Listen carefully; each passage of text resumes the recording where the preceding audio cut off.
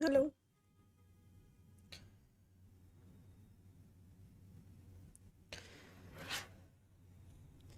Hello everyone. Hello everyone, बच्चे क्या हाल चाल, कैसे हो आप सब?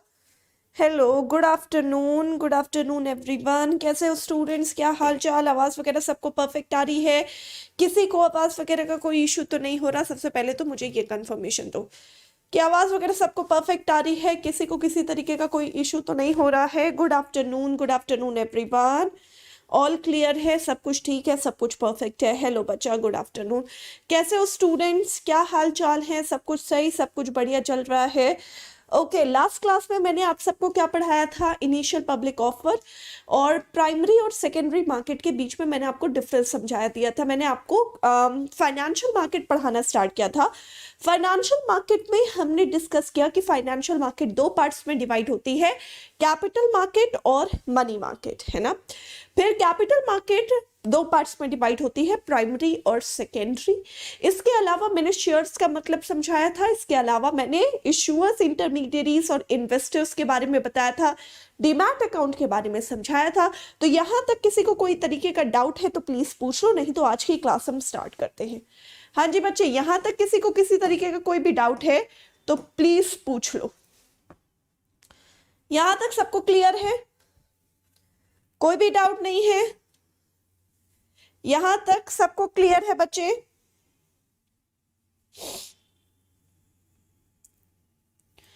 No doubt. मैं तो बिल्कुल बढ़िया हूँ, आप सब कैसे हो? मैं तो एकदम सही हूँ, आप सब कैसे हो? आई थिंक अब इसके अलावा मैंने आपको कौन सा चैप्टर बताया था? इंटरनेशनल ऑर्गेनाइजेशन बचा है कैपिटल मार्केट के अलावा। आई थिंक सिर्फ एक ही टॉपिक अब आप सबका बचा है, दैट इज इंटरनेशनल ऑर्गेनाइजेशन, और उसके साथ आपका फुल इकोनॉमिक्स का कोर्स फिनिश हो जाएगा, है ना। यही तो दो टॉपिक बचे हुए बताए थे ना मैंने, इसके अलावा तो कुछ नहीं बताया था मैंने।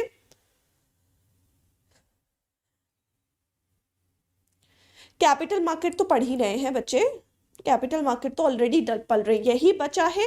इसके अलावा इंटरनेशनल ऑर्गेनाइजेशन बचा है मेरे हिसाब से, और फिर आपका फुल इकोनॉमिक्स का कोर्स फिनिश हो जाएगा। आई थिंक आज और कल की क्लास, आज एक क्लास लग जाएगी और कल एक क्लास लग जाएगी। कल आपका फुल इकोनॉमिक्स का आपके लिए कोर्स फिनिश हो जाएगा, ठीक है? ओके बच्चा। Okay, good afternoon.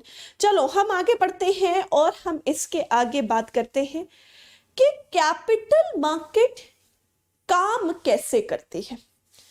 भाई अगर हम बात करते हैं कि कैपिटल मार्केट किस तरीके से वर्क करती है, या कैपिटल मार्केट आखिरकार काम कैसे करती है, तो बेटा कैपिटल मार्केट के जो काम करने का तरीका है, कैपिटल मार्केट के जो काम करने का प्रोसेस है, भाई आपने देखा होगा ना, कभी कभी कुछ लोग बड़े ही खुश होते हैं कि आज मेरा बड़ा प्रॉफिट हुआ है, आज आज शेयर मार्केट बहुत उठी है, या आज मेरा बहुत प्रॉफिट हुआ है। कभी कभी कुछ लोग बहुत उदास होते हैं कि यार आज मेरा बड़ा नुकसान हो गया शेयर मार्केट में। तो ये प्रॉफिट और लॉस आखिरकार किस कारण होता है? क्यों शेयर्स की कीमतें ऊपर बढ़ती हैं, क्यों शेयर्स की कीमतें नीचे गिरती हैं, क्यों शेयर्स की कीमतों में फ्लक्चुएशन होता है? ये जो शेयर्स के प्राइसेस में फ्लक्चुएशन होता है आखिरकार होता किस वजह से है? कभी सुनते हो कैपिटल मार्केट आज चढ़ रही है, क्यों? कभी सुनते हो आज कैपिटल मार्केट गिर रही है, क्यों? इसके पीछे कौन है? कैपिटल मार्केट को बढ़ाने और गिराने वाला कौन है? तो अगर तुम लोग ने अभी रिसेंट एक सीरीज आई थी, बड़ी फेमस स्टॉक मार्केट के ऊपर सीरीज थी, हर्षद मेहता के ऊपर जो उसकी अभी आया था। अच्छा, वो अगर आप में से काफी स्टूडेंट्स जो है अगर वो सीरीज को देखा होगा तो मेरे हिसाब से आपको उस सीरीज का मतलब नहीं समझ में आएगा, क्योंकि उसमें ना काफी सारी कैपिटल मार्केट की ही चीजें थी, और उसमें आपने दो वर्ड्स बहुत ज्यादा सुने होंगे, बुल और बियर। ये वर्ड्स सुने थे या नहीं सुने थे, पहले तो मुझे ये बताओ भाई। उसमें आपने दो चीजें सुनी होंगी काफी ज्यादा, और वो दो चीजें क्या सुनी थी? एक तो बुल्स सुना होगा आपने, और एक आपने बियर्स सुना था, देखिए ना, और बुल्स और बियर्स भी देखना है। तो अब ये मैं आज आपको बुल्स और बियर्स का कॉन्सेप्ट समझाती हूँ कि होता क्या है। तो कैपिटल मार्केट बेटा बढ़ने और कैपिटल मार्केट गिरने के लिए रिस्पॉन्सिबल होते हैं यही दो चीजें। यानी कोई एक्सटर्नल अथॉरिटी कैपिटल मार्केट को बढ़ाता और गिराता नहीं है। कैपिटल मार्केट को बढ़ाने के लिए और कैपिटल मार्केट को गिराने के लिए रिस्पॉन्सिबल होते हैं हम ही इन्वेस्टर्स। क्योंकि ये जो हम इन्वेस्टर्स का ग्रुप है ना बच्चे, हम इन्वेस्टर्स के ग्रुप को हमने दो पार्ट्स में डिवाइड करके रखा है। इन्वेस्टर्स का groups are divided into two parts.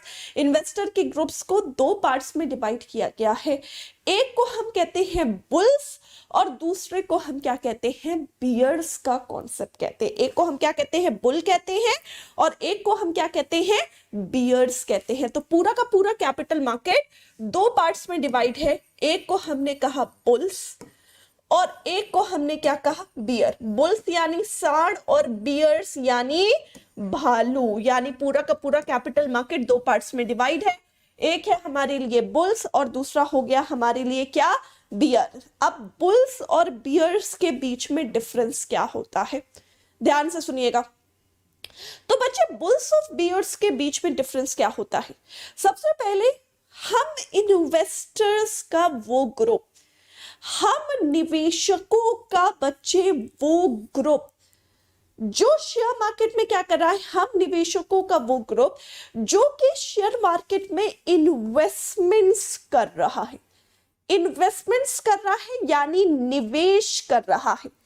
निवेश कर रहा है यानी बाइंग के लिए रिस्पॉन्सिबल है, या फिर आप कह सकते हो जो मार्केट में डिमांड बढ़ा रहा है, तो उसे हम क्या कहेंगे, उसे हम बुल्स कहेंगे।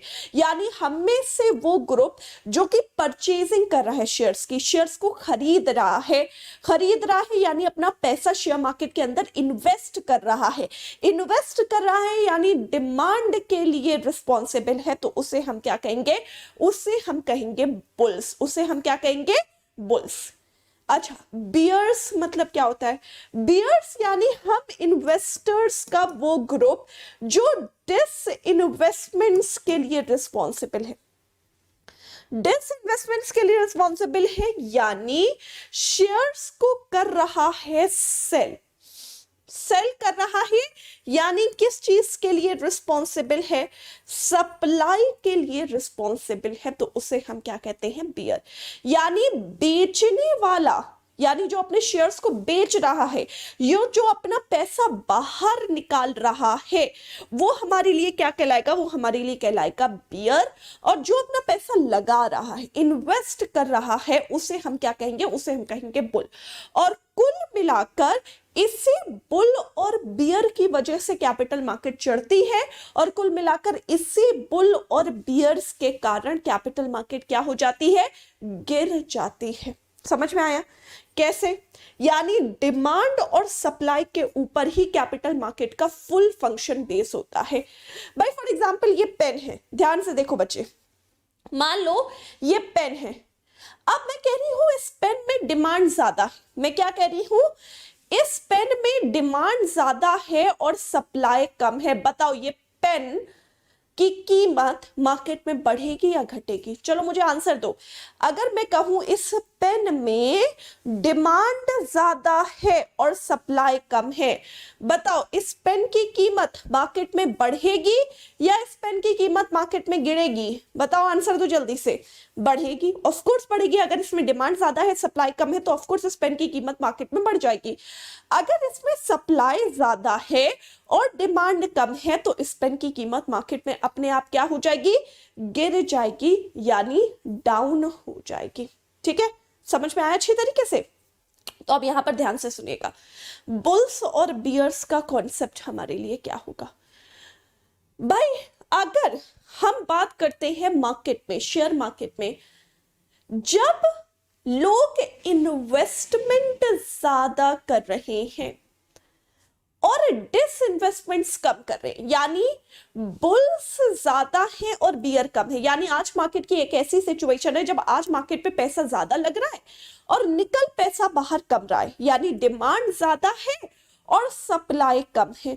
तो डिमांड ज्यादा है और सप्लाई कम है, इस कारण अपने आप क्या हो जाएगा बच्चे, इस कारण अपने आप मार्केट में जो होगा वो स्थिति बनेगी कि मार्केट तेजी से ऊपर बढ़ेगी। क्यों? क्योंकि इस समय इन्वेस्टमेंट ज्यादा है और डिसइन्वेस्टमेंट्स कम है। लेकिन वहीं पर अगर उल्टा कर लो, मार्केट में ऐसी सिचुएशन आ जाए जिस टाइम मार्केट में पैसा निकल ज्यादा रहा है, यानी बियर्स ज्यादा है, बुल कम है, ऑटोमेटिकली मार्केट डाउन हो जाएगी। सिंगल शेयर में भी ऐसा होता है, अगर सिंगल शेयर में खरीदार ज्यादा है, बेचने वाले कम है, शेयर की कीमत भागेगी। अगर बेचने वाले ज्यादा है, खरीदार कम है, तो शेयर की कीमत क्या होगी? डाउन होगी। अब मैम लेकिन हमें कैसे पता चलेगा? भाई हम कैसे डिटरमाइन कर सकते हैं कि कब हमको शेयर खरीदना है और कब हमको शेयर बेचना है?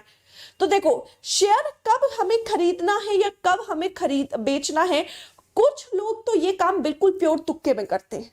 भगवान का नाम लेकर स्क्रीन के सामने बैठ जाते हैं और अक्कड़ बक्कड़ बम्बे वो खेलते हैं, सोचते हैं कि जहां उंगली रुकेगी आज हम वही शेयर खरीदेंगे। हाँ, कुछ लोग एकदम तुक्के में काम करते हैं जिनको कोई भी नॉलेज नहीं होता। लेकिन ये तुक्के वाले काम जो है सिर्फ कुछ ही लोग के ऊपर चल सकते हैं। भाई मान लो तुमसे भगवान 10 दिन तक खुश है, 11वें दिन अगर नाराज है तो समझो 10 दिन में तुमने जितना कमाया 11वें दिन में लुटा दोगे, ऐसा हो जाता है। बट जो यहाँ पर करोड़ों का इन्वेस्टमेंट्स करते हैं, लाखों के पैसे लेके बैठे शेयर मार्केट में ही इन्वेस्टमेंट्स कर रहे हैं, अब वो अक्कड़ बक्कड़ बम्बे बो में तो बिलीव नहीं कर सकते। वो जो है इस अक्कड़ बक्कड़ बम्बे बो में तो बिलीव नहीं कर सकते, उनको अपनी नॉलेज का इस्तेमाल करना पड़ता है। और ये लोग जो हैं वो कैसे डिटरमाइन करते हैं कि कब हमें शेयर खरीदना है, कब हमें शेयर बेचना है, ये वो डिपेंड करते हैं हमारी मार्केट की स्थिति पर, मार्केट की सिचुएशंस पर, इकोनॉमिकल सिचुएशंस पर, उसके हिसाब से हम डिसीजन लेते हैं। कुछ एग्जाम्पल देती हूँ। फॉर एग्जाम्पल जैसे कि मान लो जब मोदी जी इलेक्शन जीते थे काफी पहले, जब पहली बार मोदी आए थे, ठीक है, अभी तो आ गए हैं काफी बार, जब first time Modi ji elections जीते थे तो भाई बीजेपी जब आई थी तो शेयर मार्केट इतनी तेजी से ऊपर भागा था कि बस क्या बताए, है ना। उस टाइम शेयर मार्केट क्या हुआ था? बहुत ज्यादा तेजी से ऊपर भागा था। भाई ऐसा क्यों हुआ था? ऐसा इसलिए हुआ था क्योंकि जैसे ही देखो मोदी जी इलेक्शन जीते तो हमने सोचा क्या? हमने सोचा कि अब अच्छे दिन आएंगे, यही सोचा था ना हमने। भाई जब मोदी जी इलेक्शन जीते थे तो हम क्या उम्मीद लेके बैठ गए? बस अब हम ये उम्मीद लेके बैठ गए कि अब अच्छे दिन आएंगे। और इस अच्छे दिन की उम्मीद पे हमें लगा कि यार अब इकोनॉमी तेजी से ग्रो होगी, इंडस्ट्रीज ग्रो होंगी, तेजी से लोगों ने वहां पर क्या करना, शेयर मार्केट में इन्वेस्टमेंट्स करना स्टार्ट कर दिया। क्यों? क्योंकि उनको लगा शेयर मार्केट ग्रो होगी, हमें भी फायदा होगा, तो चलो तेजी से हम इन्वेस्टमेंट करना शुरू कर दे रहे हैं। तो क्या हो जाएगा? इस कारण तेजी से क्या हो गए? बुल्स बढ़ गए और बियर्स कम हो गए। अपने आप शेयर मार्केट क्या हो गई? तेजी से भागने लगी। अब उसी का उल्टा देखो, डिमोनेटाइजेशन हुआ था, नोटबंदी याद है? डिमोनेटाइजेशन हुआ था, सॉरी नोटबंदी हुई थी। डिमोनेटाइजेशन के समय पर तेजी से क्या हुआ था? शेयर मार्केट नीचे गिरी थी। क्यों? क्योंकि जैसे ही डिमोनेटाइजेशन हुआ हम सब के ऊपर ये डर समा गया कि अरे यार अब तो यार पैसा बंद हो गया, सारे कंपनीज लॉसेस में जाएंगी। हमको लगा हमारा पैसा भी ना डूब जाए, तो हमने तेजी से अपना पैसा बाहर निकालना स्टार्ट कर दिया। अब तेजी से जब हमने पैसा बाहर निकालना स्टार्ट कर दिया तो यहां पर क्या हो गया? बियर ज्यादा हो गए और बुल कम हो गए। तो बियर ज्यादा हो गए, बुल कम हो गए, अपने आप शेयर मार्केट क्या होने लगी? गिरने लगी। अच्छा अब यही कंडीशन देख लो शेयर्स के हिसाब में। कभी कभी देखो तो जैसे कि अभी रिसेंटली पीएनबी में एक बहुत बड़ा फ्रॉड हो गया था, है ना। आई थिंक पीएनबी में फ्रॉड हुआ था या किसमें? नीरव मोदी पैसा लेके चले गए थे ना देश के बाहर, आई थिंक पीएनबी में हुआ था। पीएनबी का ही है ये, है ना। हाँ, अब फ्रॉड अनाउंस हो गया। भाई हमको लगा फ्रॉड हो गया एक बैंक में, हमको लगा भाई अब इस बैंक का तो दिवालिया ही निकलेगा। हम तेजी से हमने शेयर मार्केट में पीएनबी के शेयर्स को बेचना शुरू कर दिया। यानी इस फ्रॉड के खबर के कारण पीएनबी के शेयर्स में डिस इन्वेस्टमेंट्स ज्यादा हो गई, यानी बियर्स ज्यादा हो गए और बुल कम हो गए। तो अपने आप वो क्या हो जाएगा? अपने आप पीएनबी की शेयर की कीमतें क्या हो गई? गिरना स्टार्ट हो गई। किसी कंपनी में प्रॉफिट अनाउंस हो गया, प्रॉफिट अनाउंस हो गया तो हमें क्या लगता है कि यार इस कंपनी को तो प्रॉफिट हो गया, अच्छी पोजीशन बनी, अच्छी इमेज दिमाग में बनी कि इसको तो प्रॉफिट हो गया यानी आगे भी प्रॉफिट होगा, यानी हमें भी प्रॉफिट मिल सकता है, हम तेजी से उसमें इन्वेस्टमेंट्स कर सकते हैं या इन्वेस्टमेंट करना शुरू कर देते हैं। बियर्स ज्यादा, बुल ज्यादा हो जाते हैं, बियर्स कम, अपने आप वो कीमतें क्या होने लगती हैं, बढ़ने लगती हैं। यानी कुल मिला के ये जो शेयर मार्केट में खेल होता है वो सिर्फ बुल्स और बियर्स का होता है। हमारे माथे में नहीं लिखा रहता, हमारी शक्ल देखकर हमें कोई नहीं बता सकता कि हम बुल्स है या बियर। भाई ऐसा थोड़ी ना कि मैं कहूं कि तुम मुझे बता दो कि मैं बुल हूं या बियर हूं, कहोगे मैम शक्ल देख के तो आप भालू जैसी लग रही हैं, लेकिन हो सकता है आप बुल भी हूं, है ना, ऐसा तो नहीं है। तो हमारी शक्ल में नहीं लिखा रहता कि हम बुल है या बियर। ये डिफाइन करता है हमारा एक्शन, हम क्या एक्शन ले रहे हैं। हम एक्शन ले रहे हैं कि अगर हम इन्वेस्टमेंट्स कर रहे हैं, यानी इन्वेस्ट कर रहे हैं शेयर मार्केट में, अपना पैसा लगा रहे हैं, तो हम बुल कहलाएंगे। अगर हम अपना पैसा निकाल रहे हैं, बाहर निकाल रहे हैं, तो फिर हम क्या कहलाएंगे, फिर हम बियर्स कहलाएंगे। समझ में आया? अच्छा, तो बुल्स और बियर्स का कॉन्सेप्ट ऐसा होता है, डिमांड और सप्लाई का कॉन्सेप्ट ऐसा होता है। समझ में आया अच्छी तरीके से? हाँ या ना, पहले तो ये बताओ, समझ में आया बच्चा सबको?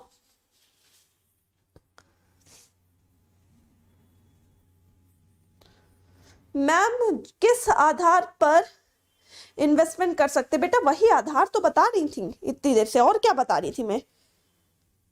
वही तो आधार बना रही थी मैं।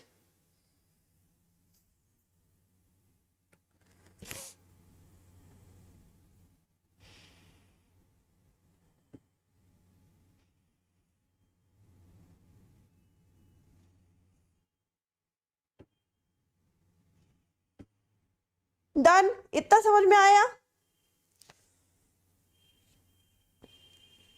Ma'am, if as much as a share sell, then much are buyers also, then overall function is constant. No, overall function is not constant. हम ये देख रहे हैं कि बेच रहे हैं। अगर शेयर की सेलिंग कर रहा है तो जरूरी नहीं है कि वहां खरीदार मौजूद हो।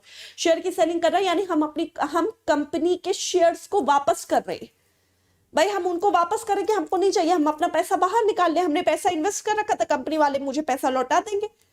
तो ये होगा, ऐसे कांस्टेंट नहीं होता। ठीक है, डन, समझ में आ गया?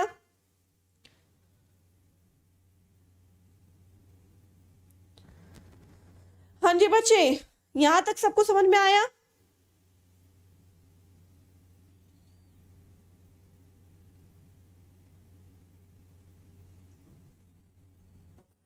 Okay, done. अब आगे बढ़ते हैं। शेयर मार्केट में आपने दो वर्ड्स सुने होंगे, एक सुना होगा एनएससी और दूसरा होगा बीएससी।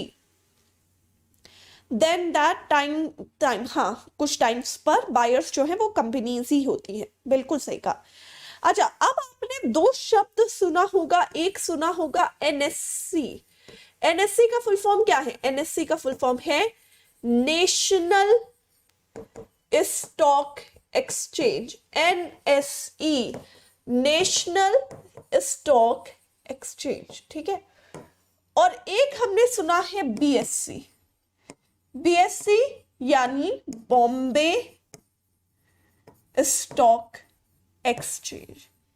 एनएससी और बीएससी, नेशनल स्टॉक एक्सचेंज और बॉम्बे स्टॉक एक्सचेंज, ये दो शब्द तो आप लोगों ने सुने ही होंगे।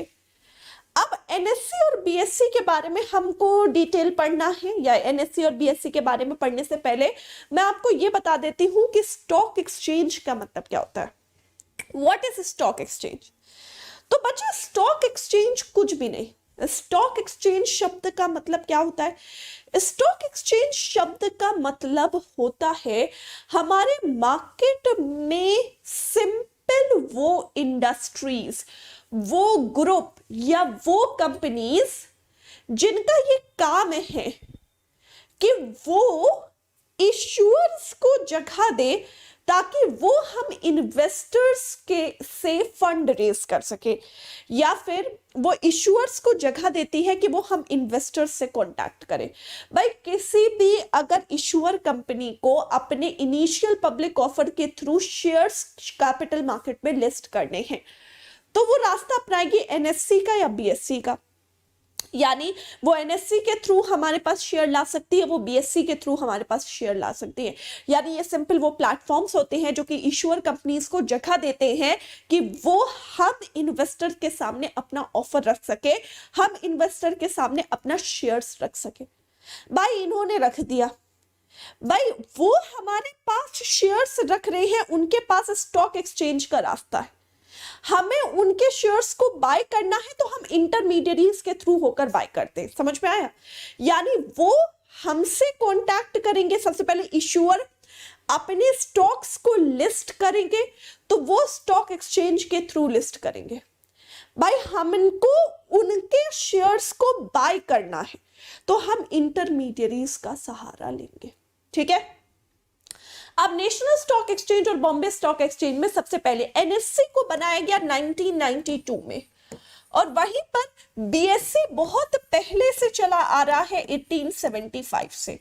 यानी अगर पूछा जाए हमारे इंडिया का सबसे ओल्डेस्ट स्टॉक एक्सचेंज कौन सा है, तो वो है बीएससी। और बच्चे सिर्फ इंडिया का नहीं बल्कि पूरे एशिया का सबसे ओल्डेस्ट स्टॉक एक्सचेंज कौन सा है, तो एशिया का सबसे ओल्डेस्ट स्टॉक एक्सचेंज है बीएससी, जो कि 1875 में बनाया गया। और इंडिया में नेशनल स्टॉक एक्सचेंज जो बनाया गया वो 1992 में बनाया गया। ठीक है, अब एनएससी और बीएससी के सामने या साथ में आपने हमेशा दो वर्ड्स और सुने होंगे, सेंसेक्स और निफ्टी। सुने हैं या नहीं सुने? हमेशा आपने दो वर्ड्स और सुने होंगे। कौन से सुने होंगे? सेंसेक्स या फिर निफ्टी। सुना है? तो अब सेंसेक्स और निफ्टी क्या होता है? तो जैसे कि फॉर एग्जांपल मैं कह रही हूं वेट को रिप्रेजेंट करने के लिए केजी की जरूरत पड़ती है, मीटर सेंटीमीटर रिप्रेजेंट करता है हाइट को, उसी तरीके से नेशनल स्टॉक एक्सचेंज को रिप्रेजेंट करने का काम करता है Nifty. What is Nifty? Nifty represent national stock exchange, या फिर नेशनल स्टॉक एक्सचेंज का इंडेक्स क्या कहलाता है? निफ्टी कहलाता है।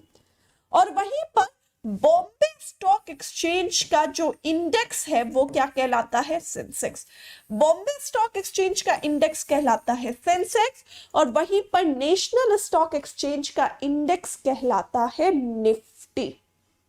ठीक है, अब निफ्टी और सेंसेक्स के आगे हमेशा आपने कुछ नंबर्स लिखे हुए देखे होंगे, और यही नंबर्स में फ्लक्चुएशन चलता है। यही नंबर कभी ऊपर चले जाते हैं और यही नंबर कभी नीचे गिर जाते हैं।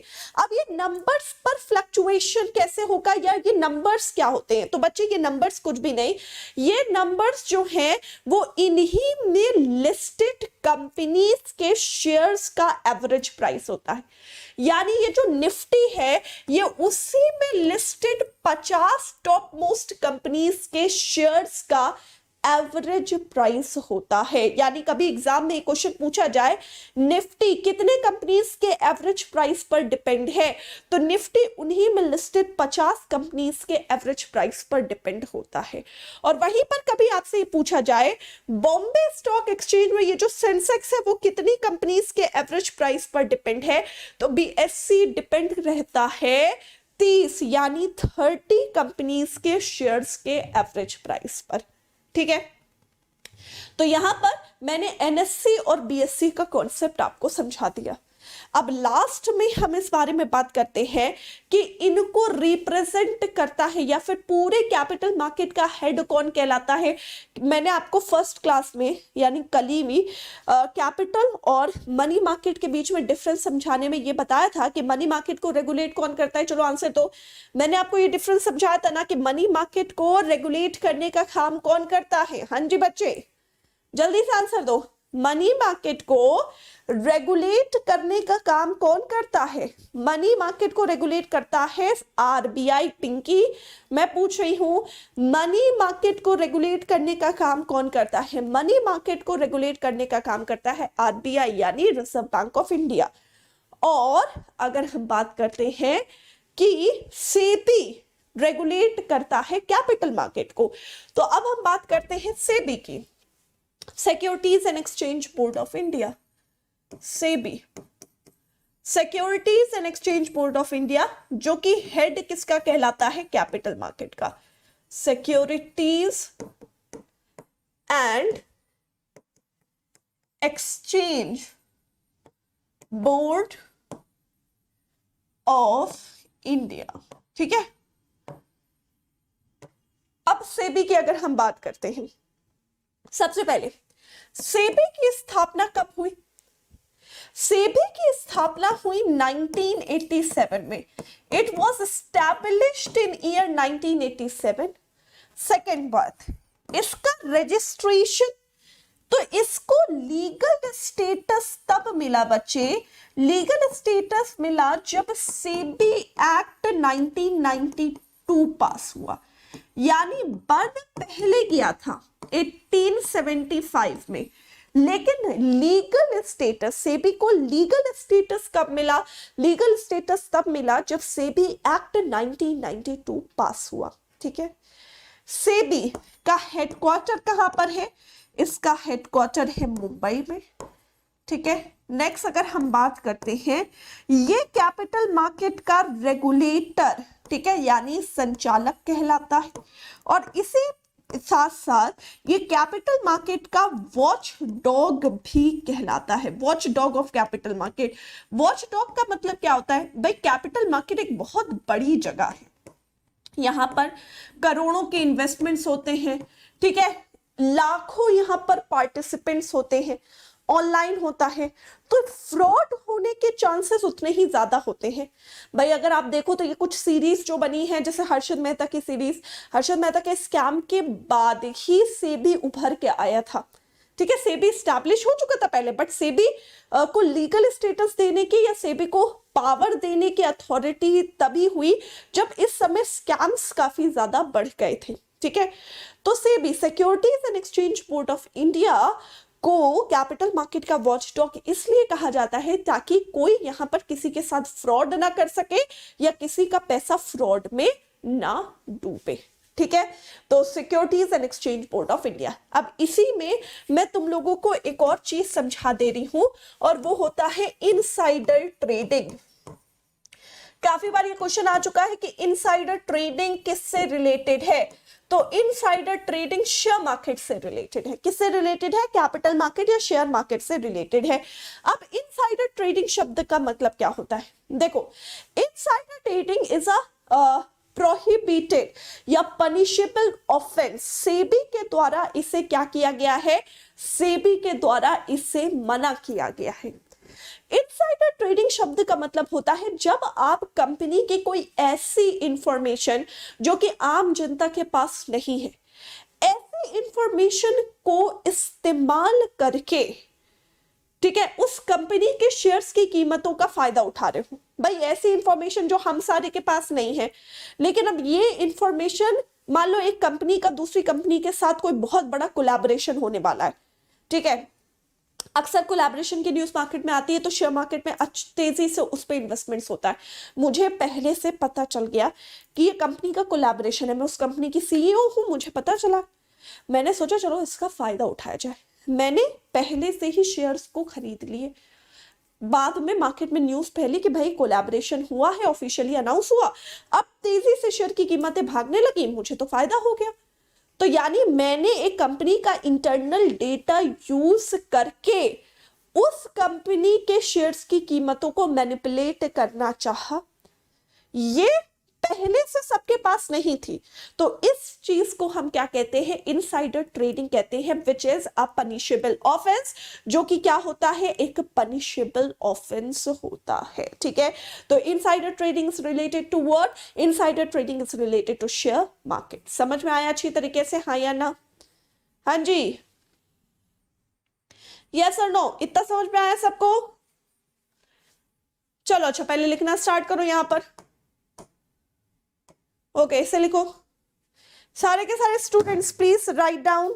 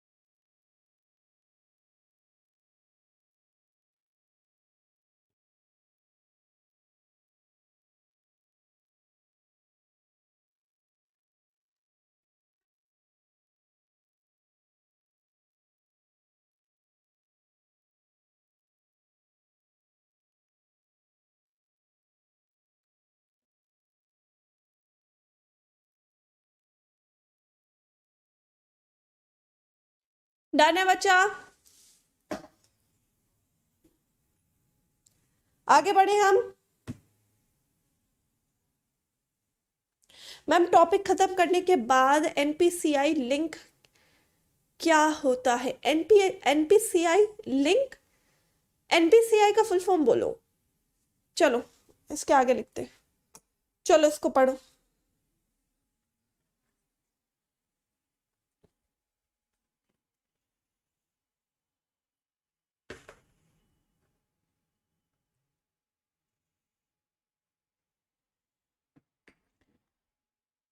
कल आप सबकी लास्ट क्लास है। कल आपका इकोनॉमिक्स का कोर्स खत्म हो जाएगा। इंटरनेशनल ऑर्गेनाइजेशन कल फिनिश करवा दूंगी। अच्छा कितनी क्लास हुई है आपकी मेरे साथ? कोई बता सकता है मुझे कितनी क्लास हुई है?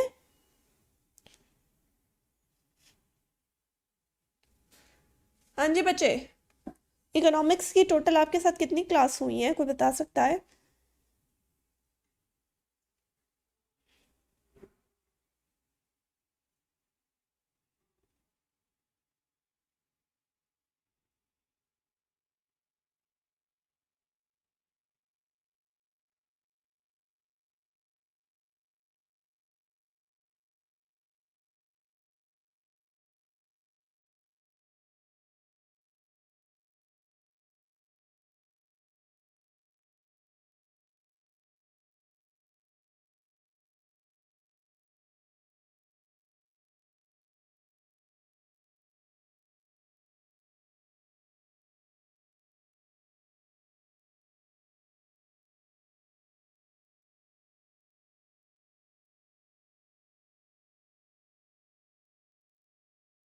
Just a second.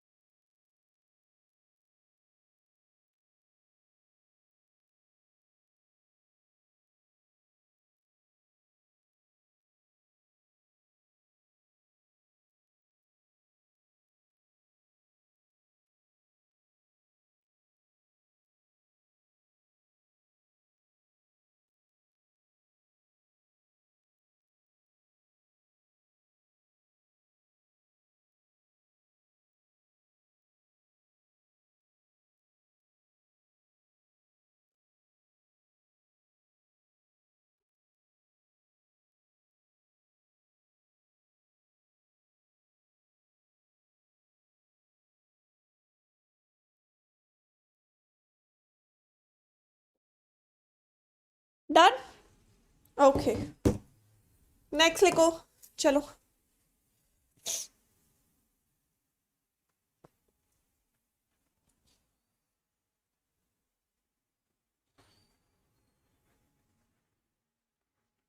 Okay 22-23 classes हो गई, ठीक है।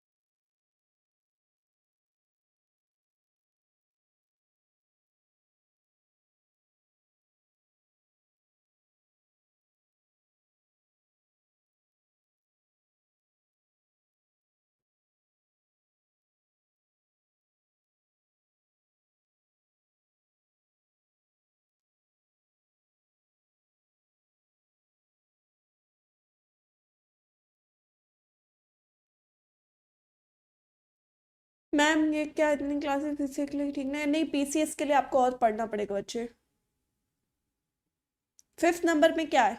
Watch dog of capital market. 5th number में है watch dog of capital market. ठीक है, चलो डन।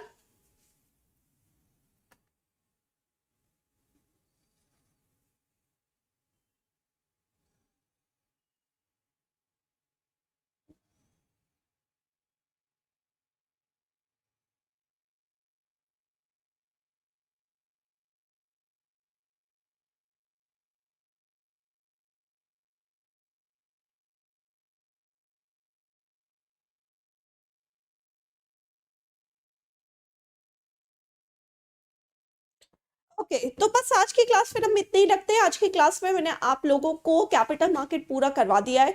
अब कल एक क्लास है जिसमें हम इंटरनेशनल ऑर्गेनाइजेशन पढ़ेंगे जो कि फिनिश हो जाएगा, और फिर उसके बाद आपका कोर्स फिनिश हो जाएगा। कल 1 घंटे की क्लास आपकी और बची है, इंटरनेशनल ऑर्गेनाइजेशन, देन आपका फुल इकोनॉमिक्स का कोर्स फिनिश हो जाएगा। ठीक है, तो पहले बताओ मुझे कि अच्छे से वो सारी चीजें आपको समझ पे आ रही है जो अब तक मैं आप सबको करा रही हूँ?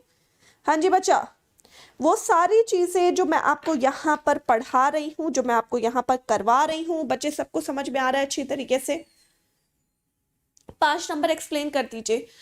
बेटा watch dog of capital market का मतलब है कि कैपिटल मार्केट में कोई किसी के साथ फ्रॉड ना करे, किसी का पैसा फ्रॉड में ना डूबे। तो फ्रॉड को प्रिवेंट करने का काम कौन करता है? सेबी। और इसीलिए सेबी को हम क्या कहते हैं? Watch dog of capital market कहते हैं। ठीक है, डन।